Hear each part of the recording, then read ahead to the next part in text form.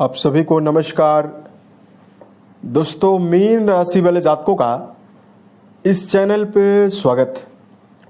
इस वीडियो में हम आपको बताने वाले हैं मीन राशि वाले जातकों के लिए साल 2025 में 15 से लेकर 31 जुलाई तक का समय कैसा जाने वाला है।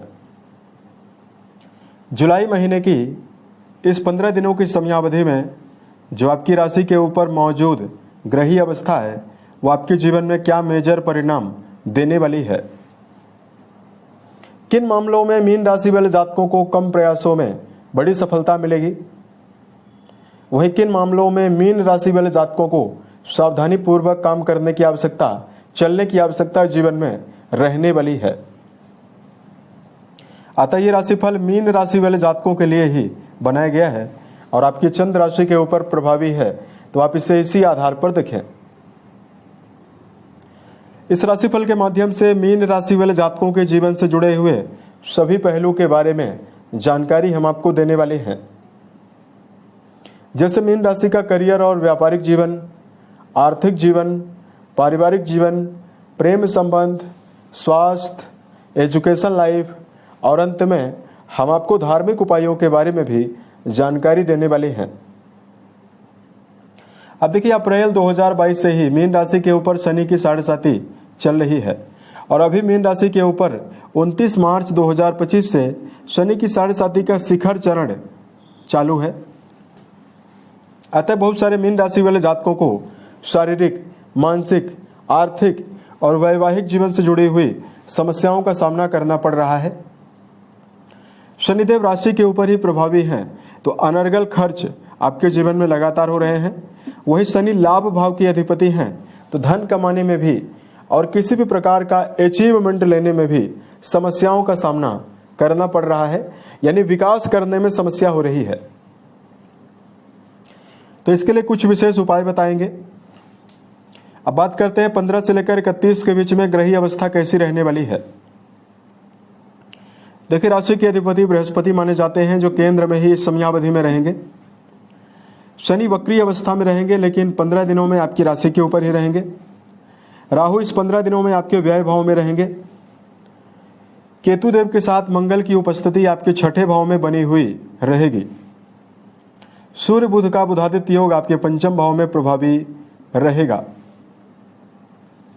वहीं शुक्र देव आपकी राशि में 26 तारीख तक आपके पराक्रम घर में स्वराशिस्थ होकर रहेंगे। उसके बाद ये आपके सुख भाव में आ जाएंगे। देखिए, मेजर ग्रहों का तो राशि परिवर्तन नहीं होने वाला है, लेकिन माइनर ग्रहों का राशि परिवर्तन ज्यादा होने वाला है। इसमें मंगल, चंद्रमा, सूर्य, शुक्र, इन सभी का परिवर्तन होगा। तो अब आइए हम आपको बताते हैं मीन राशि वाले जातकों के जीवन में, जीवन के सभी क्षेत्रों में आपको क्या परिणाम मिलेगा। सबसे पहले बात करते हैं करियर और व्यापारिक जीवन के मामले में समय कैसा रहेगा।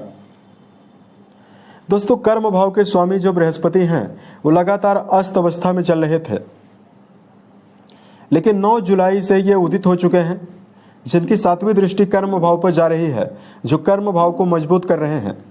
वहीं शनि की 10वीं दृष्टि भी कर्म भाव पर जा रही है। वही वर्तमान समय में शुक्र देव आपके पराक्रम घर के स्वामी होकर पराक्रम घर में ही मौजूद हैं। अतः मीन राशि वाले जातकों के जीवन में मनोबल तो आपका काफी ज्यादा बढ़ा हुआ रहेगा। अगर आप कर्म क्षेत्र के मामले में नौकरी पेशा हैं या व्यवसाय के क्षेत्र में यदि आपका जुड़ाव है, तो एनर्जी स्तर आपका काफी ज्यादा 26 जुलाई तक बढ़ा हुआ रहने वाला है। अब देखिए, शनिदेव की कर्म भाव में दृष्टि जाने वाली है, तो वर्क प्लेस पर या तो दबाव का सामना करना पड़ेगा, या बहुत सारे जातकों के जीवन में कार्य के अवसर नहीं है। लेकिन शुभता आपके लिए यह रहने वाली है कि देवगुरु का संयोग लगातार कर्म भाव को प्रभावित कर रहा है।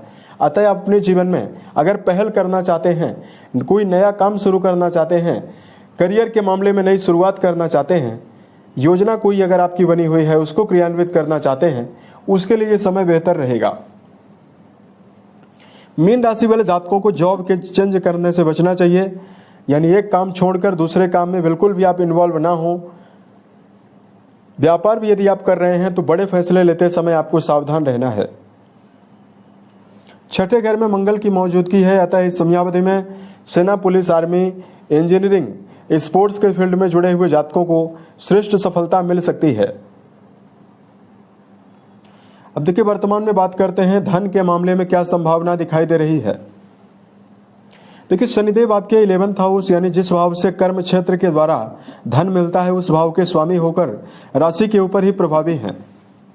जब भी राशि के ऊपर शनिदेव गोचर करते हैं राशि चंद्र राशि के ऊपर, तो सीधा मन के ऊपर तनाव देने का काम करते हैं। राशि के ऊपर शनि प्रभावी हो जाते हैं तो कार्यों को डिले कराते हैं, यानी व्यक्ति के जो काम 1 घंटे में बनने चाहिए या 1 दिन में बनना चाहिए उसके लिए व्यक्ति कई दिनों तक भटकता रहता है। अतः शनिदेव का दुष्प्रभाव तो आपके लिए लगातार प्रभावी है। अतः धन कमाने में चुनौतियां आपको जरूर मिल सकती है, लेकिन इस समयावधि में शुभता ये रहने वाली है कि वर्तमान में शनि वक्री हो चुके हैं, तो इस समयावधि में अपनी मूल त्रिकोण राशि का भी रिजल्ट आपको देंगे।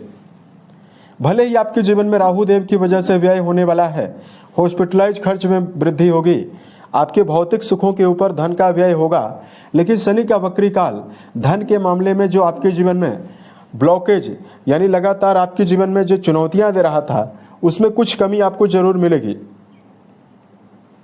अगर आप मल्टीनेशनल कंपनियों में काम कर रहे हैं, विदेश से संबंधित कोई भी काम कर रहे हैं या घर से दूर रहकर कोई भी काम कर रहे हैं, उसमें शनि का वक्री होना आपको अच्छा रिजल्ट आर्थिक जीवन के मामले में देने वाला है। अब बात करते हैं मीन राशि वाले जातकों के जीवन में कि आपको एजुकेशन सेक्टर में क्या परिणाम मिलेगा। शिक्षा के लिए कुंडली का 5म और 9वां घर जिम्मेदार है। कुंडली के 9वें भाव के स्वामी 6ठे भाव में मौजूद होकर अपनी 4थी दृष्टि के द्वारा 9वें घर को मजबूत कर रहे हैं। अतः उच्च शिक्षा के मामले में जुड़े हुए जातकों के लिए तो समय काफी बेहतर दिखाई दे रहा है, लेकिन वर्तमान में शिक्षा के मामले में जुड़े हुए जातकों को सूर्य बुध का बुधादित्य योग जरूर प्रभावी है, लेकिन शनिदेव राशि के ऊपर प्रभावी हैं।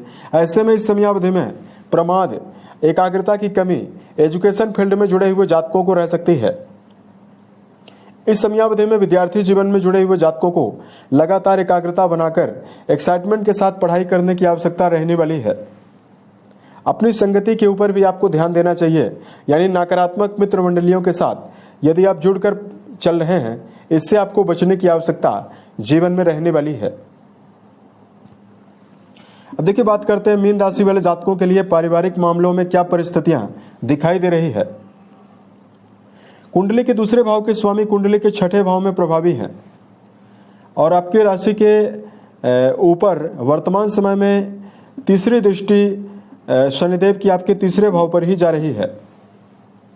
अतः इस समयावधि में पारिवारिक जीवन को लेकर लगातार चैलेंजेज आपके जीवन में तो मिल ही रहे हैं। 28 तारीख तक मंगल का केतु के साथ बना हुआ 6ठे भाव में संबंध आपकी वाणी में भी कड़वाहट दे सकता है और छोटे मोटे पारिवारिक वैचारिक मतभेदों को भी देने का काम करेगा। अतः पारिवारिक जीवन की अनुकूलता के लिए परिवारजनों के साथ उलझने से बचना चाहिए। विचारों में एकाग्रता बनाकर कुटुंबी जनों के साथ संबंधों में अनुकूलता बनाकर मीन राशि वाले जातकों को चलने की प्रबल आवश्यकता जीवन में रहने वाली है।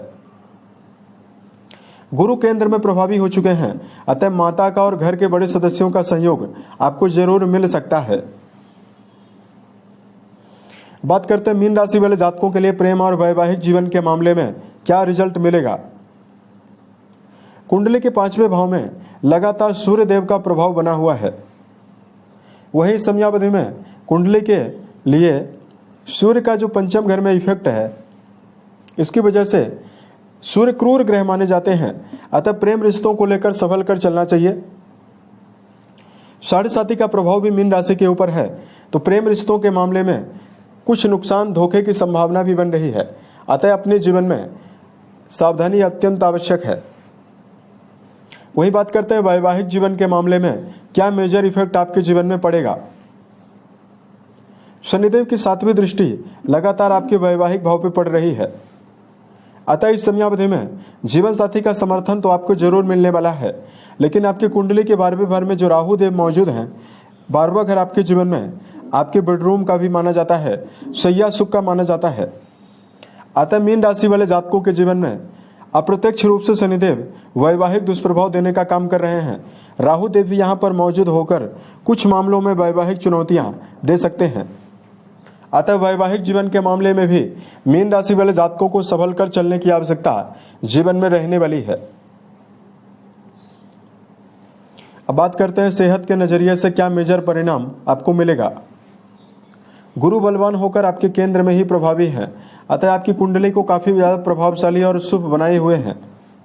वहीं आपके छठे भाव के स्वामी सूर्यदेव बुधादित्य राजयोग के प्रभाव में रहने वाले हैं, तो मेजर समस्याएं तो आपके जीवन में ना के बराबर रहेगी।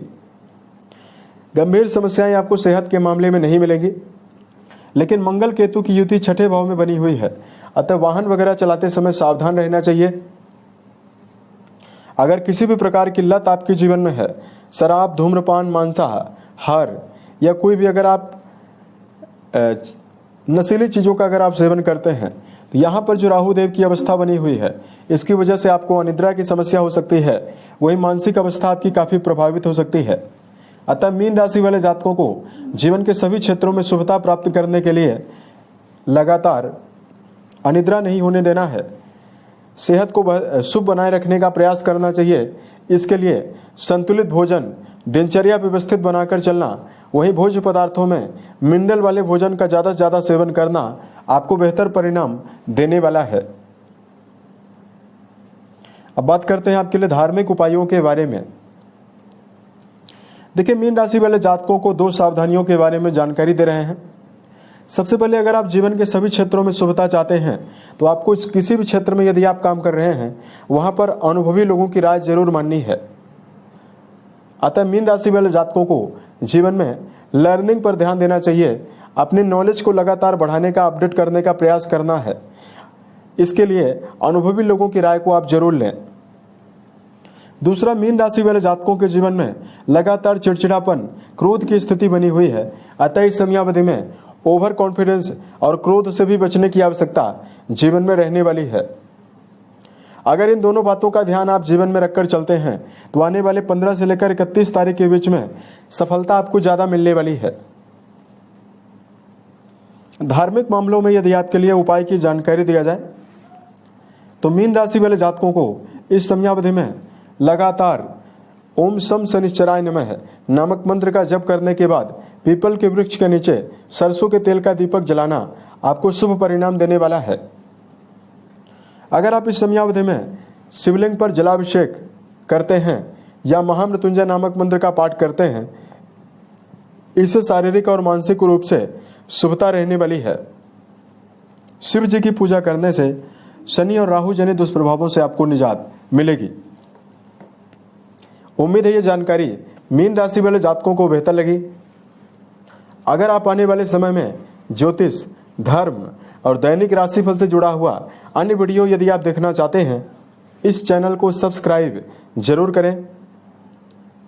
अगर आपके जीवन में किसी भी प्रकार की समस्या हो, आप हमें जरूर बताएं। प्रत्युत्तर या अन्य वीडियोज के माध्यम से हम उसका समाधान भी करने वाले हैं। ओम नमः शिवाय।